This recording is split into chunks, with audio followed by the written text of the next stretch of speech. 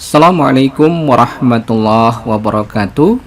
Alhamdulillahirabbil alamin. Asyhadu an la ilaha illallah wa asyhadu anna Muhammadar Rasulullah. Raditu billahi rabba wa bil islami dina wa bi Muhammadin nabiyya wa rasula.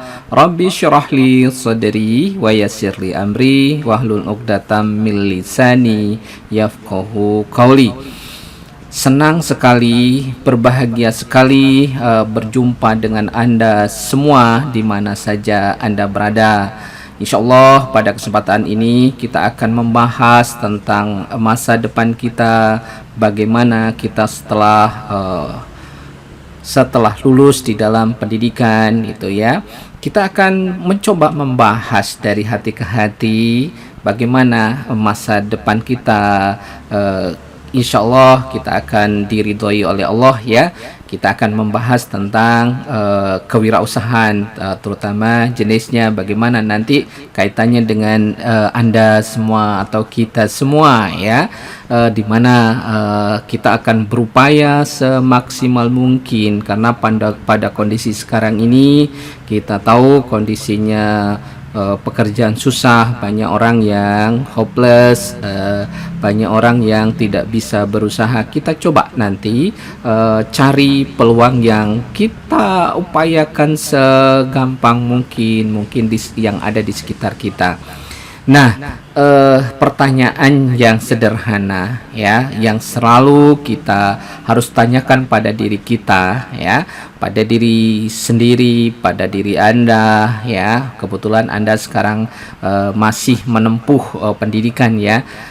Pertanyaan sederhana tadi, apa yang akan Anda lakukan atau ya setelah menyelesaikan pendidikan ini ya, apa yang akan Anda lakukan setelah menyelesaikan pendidikan ini ya. Yang pertama, Pak, saya akan mencari pekerjaan atau jadi pegawai negeri atau jadi PNS ya, pegawai negeri sipil. Ada yang tegas menjawab, Pak, saya mau menjadi wirausahawan. Bagus ya, semuanya bagus. Yang ketiga mungkin ada yang menjawab ya, menjadi karyawan sambil berwirausaha. Bagus juga, semuanya amat sangat bagus ya. Tetapi ada tetapinya nih. Mungkin tidak semua dari diri Anda itu akan mencapai sesuai tujuan yang Anda inginkan. Tidak semua. Nah, ini yang harus kita antisipasi, bagaimana seandainya kita tidak bisa mendapatkan sesuai dengan hasil yang kita harapkan. Ya, oke. Nah, fakta yang ada. Jadi fakta yang ada di kita itu bagaimana motivasi wirausaha di kalangan mahasiswa ini, misalnya di kalangan pendidik ya. Ini kaitannya ya, banyak fakta yang ada di sekitar kita ya, berkaitan dengan bagaimana motivasi berwirausaha di kalangan Anda atau mahasiswa ataupun yang masih di sekolah menengah kejuruan atau menengah atas. Apakah sangat tinggi, sedang, atau cukup, atau rendah?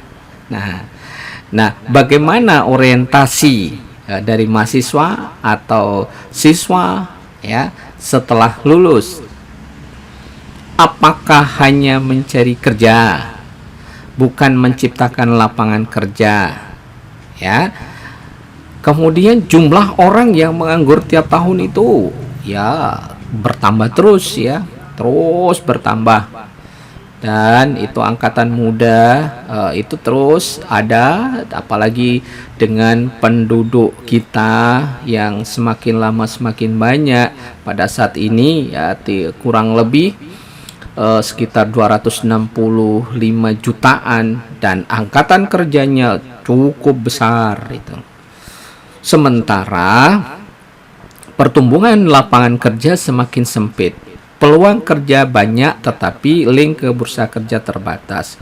Apalagi ditambah pada kondisi saat ini ya. Kondisi pandemi, banyak perusahaan yang terkena terkena imbasnya di berbagai sektor ya, terutama di sektor yang berhubungan dengan perhotelan misalnya, itu sangat amat terpukul, itu hampir tidak ada yang menginap di situ, bahkan bintang 5 pun juga boleh dikatakan ya bermasalah ini.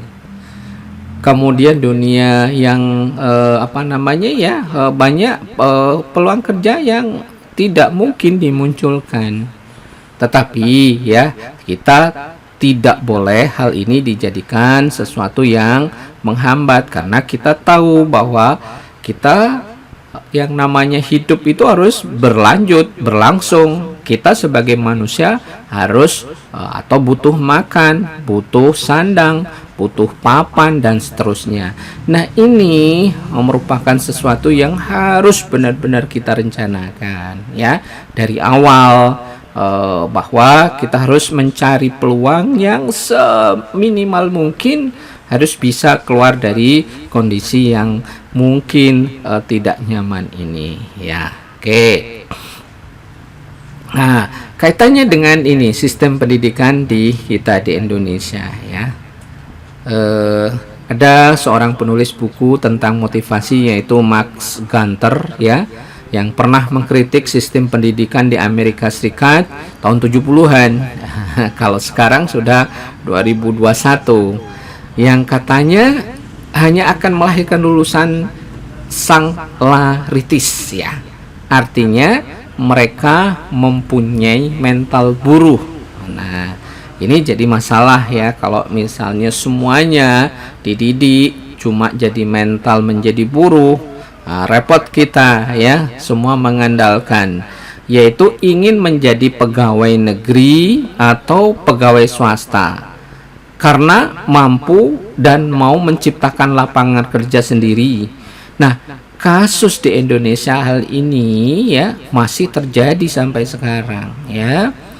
Jadi kalau misalnya secara umum ya, secara umum itu kalau ditanya itu ya mau jadi pegawai atau pegawai negeri atau pegawai swasta atau menjadi pegawai pabrik atau seperti apa ya, yang lazimnya banyak kita lihat di masyarakat, dan bahkan kita rela nganggur gitu ya, rela menganggur karena mungkin tidak kalau bukan pegawai menjadi sesuatu yang dianggap ya marginal atau dianggap sesuatu yang istilahnya yang memalukan. Harusnya tidak demikian, karena kita itu punya potensi yang luar biasa. Intinya kan tidak berbuat salah itu apapun itu ya, walaupun sekedar misalnya ya pemulung, maksudnya Pak, tapi pemulung berdasi ya. Jadi yang mengkoordinir bagaimana mengelola bahwa sampah itu bisa terkelola dengan baik gitu, diolah menjadi sesuatu yang lebih berharga. Jangan salah, di luar negeri itu ya sudah ada sesuatu, bukan pemikiran lagi, itu pernah kita lihat di beberapa ini kanal ya, kanal YouTube ya, mereka menambang emas itu bukan di hutan ataupun di tempat yang jauh, tetapi menambang emas itu justru di depan rumah, di selokan dan lain-lain. Karena logika sederhananya begini ya, pasti orang yang memakai emas itu akan aus ya, dan itu masuk ke dalam air nanti ke selokan ya. Nah, di selokan tersebut ya diolah, kemudian ditambang istilahnya sedemikian rupa dengan teknologi yang baik ya. Nah, seperti itu didapatkanlah emas, termasuk nambang besi-besi yang besi tua atau besi yang bagus ya, biji besi ya. Kalau misalnya orang nambang kan biji besi ya, biji besi itu kan harus masuk ke hutan atau ke daerah yang terpencil kemudian ditambang. Nah, sekarang kan banyak orang menambang itu di kota melalui rongsokan seperti itu, dan itu sudah jadi. Nah, seperti itu termasuk nambang emas dari bahan-bahan misalnya komputer yang lama-lama yang tidak dipakai, atau biji silikon ya yang harganya sangat mahal, nambangnya bukan di sesuatu pertambangan yang jauh lagi, tetapi ada di sekitar kita. Nah, ini di kita sangat luar biasa, banyak sekali yang bisa kita lakukan. Apalagi kita yang dibilang itu ini ya hampir semua ada ya. Ini yang kita harus tumbuhkan mulai awal supaya kita bisa survive nantinya. Nah, kasus pengangguran di Indonesia. Jumlah pengangguran di Indonesia itu ya kurang lebih 10% adalah kaum intelek ya yang menyandang gelar pendidikan dari perguruan tinggi ya. Bahan pemikiran kita, siapakah yang bertanggung jawab? Apakah mahasiswa atau orang tua atau pendidik atau pemerintah? Nah, ini yang harus kita cari solusi. Coba Anda lihat ya betapa banyaknya kalau ada lowongan pekerjaan atau tawaran pekerjaan itu sangat membludak. Yang dibutuhkan misalnya puluhan 10 orang, tetapi yang antri untuk melamar pekerjaan itu luar biasa banyaknya. Nah, logika umum tidak masuk ya. Bagaimana yang lain yang diterima cuma 10, yang melamar 10? Nah, bagaimana yang lain gitu.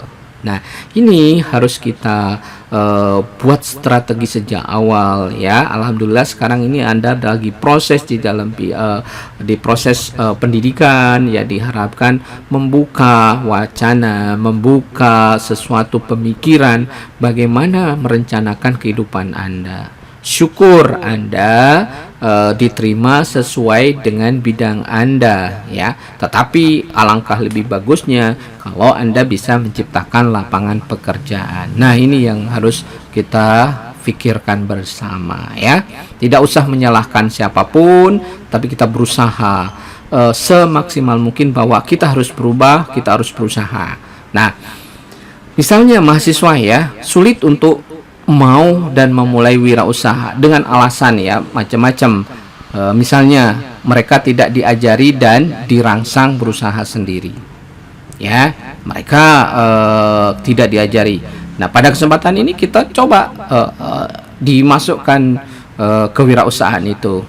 Kita mencoba, kita pelajari, sepakat kita bahwa kewirausahaan itu adalah bisa dipelajari, bisa nanti diterapkan, bisa kita lihat peluang yang bagaimana melihat peluang itu supaya menjadi suatu usaha. Nah, didukung oleh lingkungan budaya masyarakat dan keluarga dari dulu selalu ingin anaknya menjadi orang gajian atau pegawai. Ini yang kadang-kadang masih ya terngiang-ngiang di pikiran, di ini kita ya, di orang tua kita, bahwa mereka menginginkan anaknya itu menjadi orang gajian atau pegawai, apalagi yang jadi ini adalah pegawai negeri sipil. Nah, itu masih banyak di masyarakat ya. Jadi itu. Nah, para orang tua kebanyakan tidak memiliki pengalaman dan pengetahuan berwirausaha. Nah, ini juga menjadi sesuatu yang mungkin dirubah ya, sesuatu yang mindsetnya kita rubah supaya ada usaha yang bisa menghasilkan. Oke. Nah, ini kita sitir dari pendapat Bapak Ciputra ya, seorang pengusaha yang sangat sukses ya. Kita ambil hikmahnya, kita ambil pelajarannya dari beliau ya. Generasi muda sudah saatnya mengubah pola pandangnya ya, pola pandang ya, pola pandang kita semua, Anda semua ya. Jangan hanya berpikir menjadi pegawai setelah lulus dari lembaga pendidikan tinggi, apalagi pegawai negeri. Menjadi wirausaha perlu difikirkan sebagai pilihan utama ya. Jadi di mindsetnya harus dirubah. Kalau dulu mindsetnya harus menjadi pegawai negeri, Sekarang mindset kita harus dirubah menjadi wirausaha, ya, seperti itu. Nah, untuk memajukan perekonomian kita dan kesejahteraan Indonesia, butuh sekitar 4 juta wirausahawan, terutama yang inovatif di Indonesia. Maksudnya di sini inovatif itu tidak ikut-ikutan, ya, latah orang usaha es kepal semua, ya.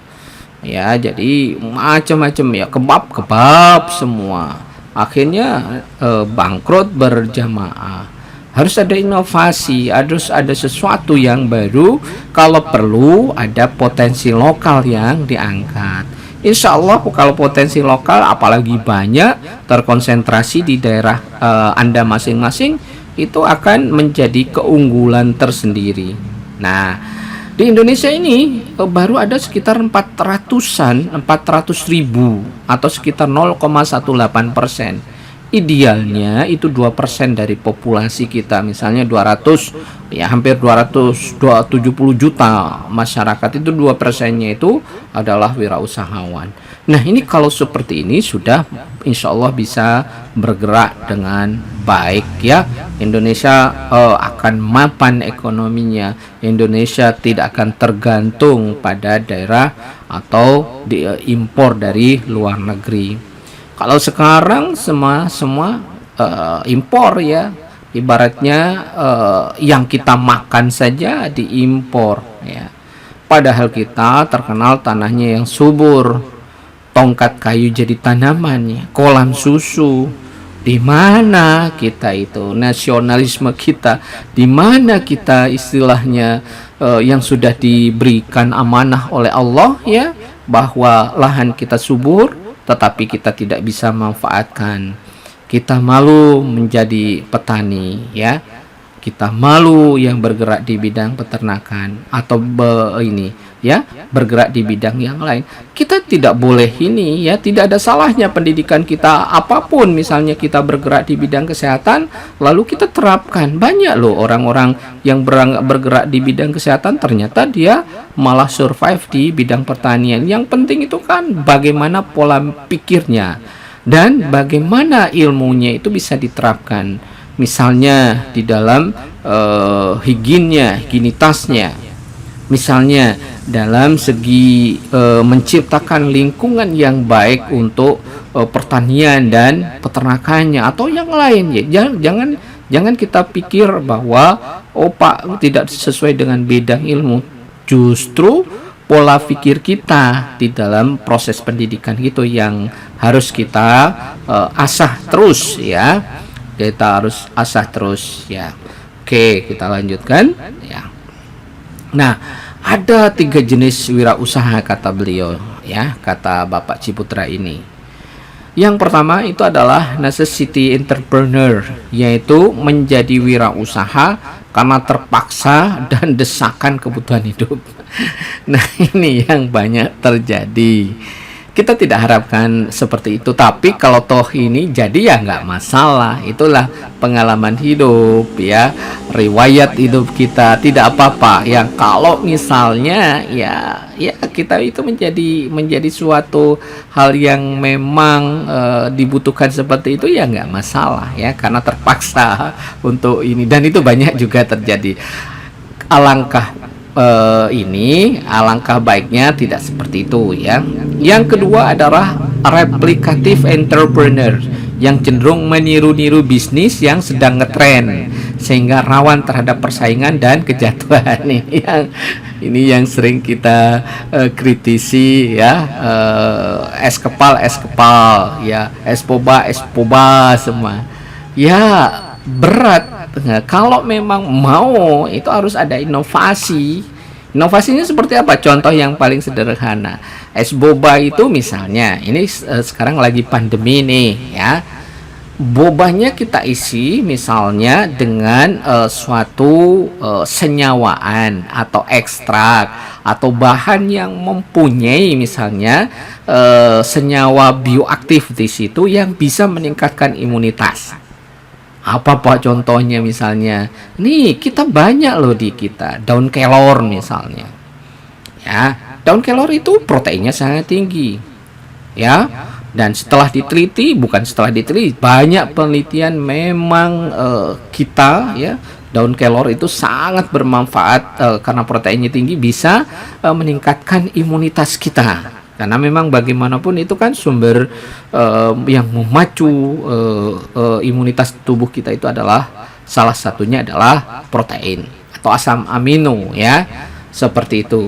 Apalagi Pak, kita punya banyak ya bahan-bahan tersebut ya, seperti daun pandan ya. Anda pernah mendengar mungkin klorofil dari produk Keling misalnya. Itu jangan salah, itu adalah bahan dasar dari yang diekstrak itu dari alfalfa. Alfalfa itu adalah pakan ternak, pakan sapi ya, terutama sapi perah karena memang proteinnya tinggi. Diekstrak di sedemikian rupa, dibuat suatu sediaan yang siap dikonsumsi atau diminum. Harganya mahal. Padahal kita punya daun pandan, punya daun suji, punya apalagi yang banyak sekali daun-daun yang ini ya. Ini yang dibikin gel itu ya. Banyak sekali kita yang protein. Daun katu ya, banyak sekali di kita. Daun turi, daun lamtoro yang potensial proteinnya sangat tinggi ya. Jadi itu semua harus bisa kita lakukan itu. Jadi dari misalnya es bobanya mengandung itu luar biasa, tetapi memang harus ada upaya untuk membuat itu. Jadi bobanya itu mengandung misalnya di situ ada dibuat dari tepung tepung daun kelor misalnya, tepung daun pandan, tepung daun cincau ya. Cincau Anda tahu ya, cincau ada yang hitam, ada yang hijau seperti itu. Nah, inovasi yang seperti itu tidak hanya es boba biasa, tetapi atau bukan hanya boba kaleng-kaleng, tetapi boba yang mengandung senyawa bioaktif. Kalau dikonsumsi, kalau diminum, bisa menstimulasi imunitas, kekebalan tubuh kita. Itu sesuatu yang luar biasa. Nanti kalau ke depan Anda sudah punya ini, kita urus patennya seperti itu ya. Yang ketiga itu adalah inovatif entrepreneur, yaitu wirausaha inovatif yang terus berpikir kreatif dalam melihat peluang usaha dan meningkatkannya. Nah, ini loh yang tadi kita katakan bahwa kita membuat sesuatu sama-sama es boba, tapi ada inovasinya di mana kandungan di dalamnya itu banyak mengandung suatu senyawaan atau zat gizi yang bermanfaat bagi tubuh kita. Jangan sampai kita memakan atau minum sampah atau junk food yang justru bukan menyehatkan tetapi malah membuat sakit kita. Nah, seperti itu ya. Jadi kita berharap di Indonesia itu banyak ya, sekitar 2% itu kita menginginkan ada inovatif entrepreneur ya, inovatif entrepreneur ini ya, sehingga seperti ini ya, antrian yang luar biasa itu aduh menyedihkan ya. Kita berharap jangan sampai terjadi seperti itu ya. Kita banyak sumber daya, kita bisa manfaatkan ya, seperti itu. Oke, kita lanjutkan. Nah, maka mereka para orang-orang tua lebih cenderung mendorong anak-anaknya untuk mencari pekerjaan atau menjadi karyawan. Ini juga mindsetnya harus dirubah ya. Yang awalnya nyuruh jadi pegawai, nyuruh menjadi wirausahawan. Orang tua merasa lebih bangga ya, bahkan merasa terbebas bila anaknya telah selesai kuliah mampu menjadi pegawai ya. Nah, salah satu faktor lain adalah tidak ada atau sulitnya memiliki modal untuk berwirausaha. Ini menjadi hal-hal yang faktor penghambat dan ini harus dirubah, bahwa yang namanya menjadi wirausaha itu adalah sesuatu yang mulia ya, karena Nabi kita Muhammad SAW itu adalah seorang pengusaha. Istrinya juga beliau Siti Khadijah juga pengusaha yang sukses ya. Dari situlah ya Kadang-kadang kita mengatakan kalau jadi pengusaha ya silahkan takar sendiri ya ininya rezekinya. Beda dengan pegawai ya, dengan PNS ya segitulah tiap bulan terbatas kita ininya. Oke. Kita lanjut ya, solusi yang ya jelas kita mulai ya, dimulai dari lembaga pendidikan tinggi ataupun lembaga pendidikan tingkat menengah ya, yang diharapkan mampu menciptakan jiwa wirausaha sehingga mereka mampu mandiri dan menciptakan lapangan kerja. Oleh karena itu ya, di lembaga kita ya, semua program studi itu harus ada kewirausahaan, apapun itu, tidak peduli jurusannya atau program studinya. Ini salah satu upaya ya. Nah, termasuk mungkin di dalam prosesnya ya, dikenalkan nanti ya. Kemudian pendidikan kewirausahaan ini atau entrepreneurship ini terutama di Indonesia perlu kita tingkatkan ya. Jadi image yang salah atau persepsi yang tidak benar itu bahwa pengusaha itu susah, itu harus dirubah dan kita bangun ya musyawarah atau kebersamaan atau link-link yang bisa memicu, bisa memotivasi bahwa kita harus ya menumbuhkan wirausaha itu ya di segala bidang yang kita lihat pada saat ini ya, terutama ya di bidang pertanian, peternakan ya, karena memang itu ya, selama kita masih jadi manusia ya, tidak akan lepas dari urusan makan itu ya, tidak lepas dari urusan makan minum itu, kecuali kita sudah jadi robot ya, tinggal dicas itu. Tetapi kalau kita menjadi manusia, usaha atau upaya ke depan yang harus kita kuatkan itu adalah di bidang pertanian, peternakan atau yang berhubungan dengan makan ya, kebutuhan untuk makan kita. Ya, itu bagaimanapun sudah sunatullah bahwa kita butuh makan, butuh minum, sandang, papan dan lainnya ya. Demikian ya yang bisa disampaikan pada kesempatan ini ya. Tetap ya berjuang, kemudian sabar dan ikhlas ya. Jadi kesulitan tunduk pada orang yang berjuang, kesukaran itu takluk pada orang yang sabar, kekuatan mengiringi orang yang ikhlas ya. Terus semangat berjuang, semoga Allah selalu memberikan hidayah dan barokahnya untuk kita semua. Nasrun minallah wa fatun qarib. Wassalamualaikum warahmatullahi wabarakatuh.